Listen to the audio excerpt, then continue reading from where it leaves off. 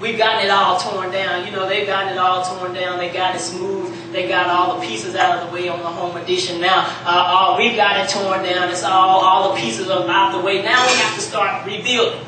Now we have to start putting up something new. Now we have to start making it better than what it was. It says in Psalms 40, 1 through 4, because God is going to do the rebuilding. God is going to come in and He's going to rebuild your temple. He's going to rebuild you. He's going to rebuild your mind. He's going to rebuild your soul the way that He wants it done. And so what we have to do, as David said, is that I waited patiently for the Lord, and He inclined unto me, and He heard my cry. And so after we tore it down, now it's just an empty shell. God is about to come in and rebuild, but in order for us to really get the full process of the rebuilding done, we have to wait patiently on God and allow Him to start doing some things in our life and allow Him to work. It says if we wait patiently for Him, if we incline unto Him and He's going to hear you, it says He brought me up also out of a horrible pit. What He did with David was that He brought him up out of a pit, out of the miry clay. He tore down everything that was about him, around him, and after that, He set his feet up on a rock. And that's what Jesus is going to do with you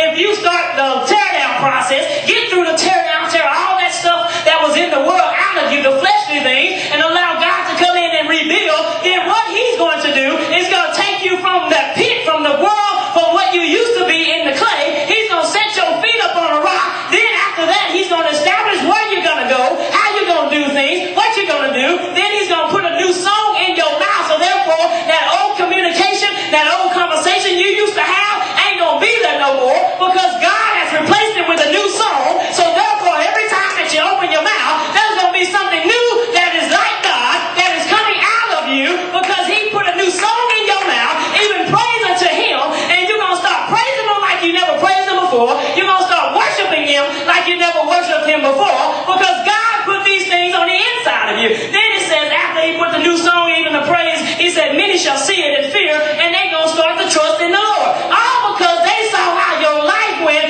from being rotted out, from being messed up, from being torn down, and then they started seeing God rebuild you. That's how people are going to start fearing who God is, and they're going to start trusting in God because they saw the rebuild that He did within you.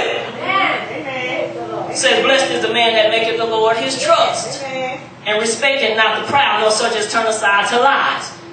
And that's why we have to allow God, once it's torn down, allow Him to rebuild. But we have to wait on God to start doing these things, because God doesn't just come in and automatically put it up like they do on the home edition within an hour or two. It's already back up. God says no, because what I need to do is I need to take my time, make sure that every nail is where it needs to be, make sure that every board is where it needs to be, make sure the structure is sound, make sure that whenever I put this tile up on the floor, that the floor is sturdy enough to hold the tile up, and that way it won't fall down. That way what I need to do is take my time with these things, so that way it will be built up and it will be able to weather the storm whenever the storm comes its way. What I need to do is take my time piece by piece. I need to build you up little by little, so that way every time the storm comes, you'll be able to withstand it. Every time the wind blows a little bit, every time the rain blows a little hard, every time the tornado decides to come through, you'll still be standing, because God took His time rebuilding. And after the rebuilding is the final product. Yes. Because the final product that comes along is a lot better and a lot greater than the product that it was at first. And the final product that we are looking for, after He reveals you for a purpose. He reveals you to get you somewhere. He reveals you in order so that way you can continue to live here, but also obtain a greater life. And the way that He revealed you was piece by piece, little by little, and you withstood every test that came your way. So by the time it came to the end of the rebuilding process, because you're not going to be done being rebuilt until God decides to call you home, because it's an everyday process of rebuilding, and you're never going to get to the finished product until it's time to get into heaven. It's until it's time to get before the judgment seat, until God decides to say, okay, it's time, her time is up, His time is done here. Then that is when the rebuilding process stops. And so once you get to the final product is the heaven that you are about to get to, the new kingdom that is about to come. Now you are ready and made for the kingdom that He was about to set up. And so therefore, He rebuilt you all alone while you were here. You waited patiently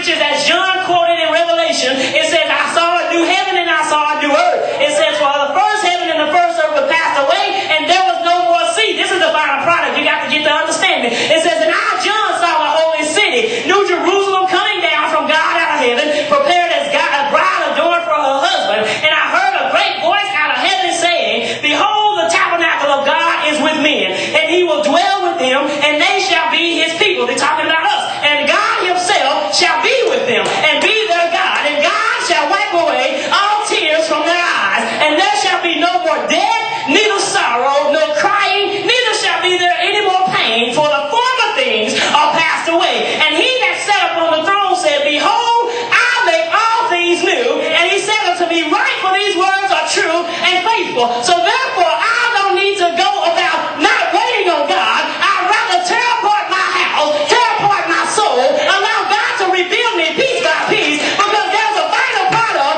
that I'm trying to get to. The final product was the new heaven that he talked about and the new earth. So therefore, move out of my way. If you don't want to wait on him, I'm going to wait on him. If you don't want to make over, I need a makeover. So if you don't want to change, I need to change, because I know there's something that's waiting for me on the other side. My hope is not in things here. My hope is in things over there. My faith is not in things here. My faith is in things over there. My affection isn't on stuff over here. My affection is on things over there. So I'd rather get the makeover that I need here in order to get what I need over there. Amen. Amen. But it starts with you examining yourself and saying you need him. You need the makeover. And you need God. Examine what is wrong with you. Because all of us have something that we need to tear apart. All of us have problems that we need to get rid of.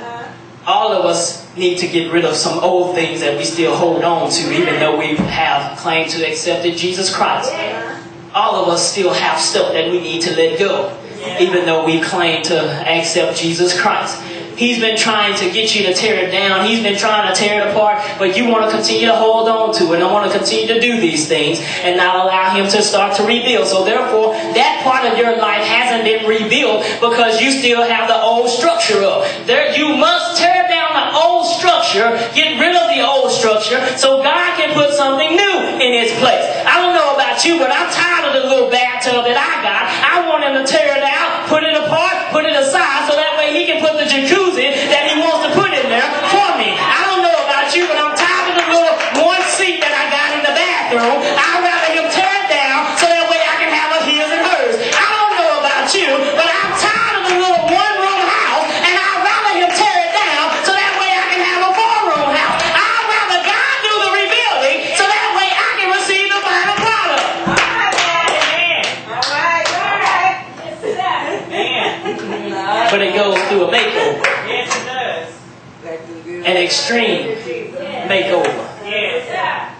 It's not like they say, okay, I'm going to give you a makeover and do your makeup. That's not extreme. That's only putting something on the outside frame. That's it for a little while. It's only trying to beautify it, but not changing anything on the inside. It's only trying to dress it up, but not really dealing with the problem. That's just a makeover. I want the extreme. The extreme makeover starts from the inside out. Amen. Tears everything apart and starts from scratch. Amen. Starts brand new. And that's what we have to desire to have, is the extreme makeover. Allowing God to come in, tear it all up to pieces, sweep the pieces off the slab, and start all over. Rebuilding little by little, day by day, until that time comes when you can receive the final product, which is being with Jesus Christ in the new kingdom that is to come. Extreme makeover, the soul edition. As the doors of the church open,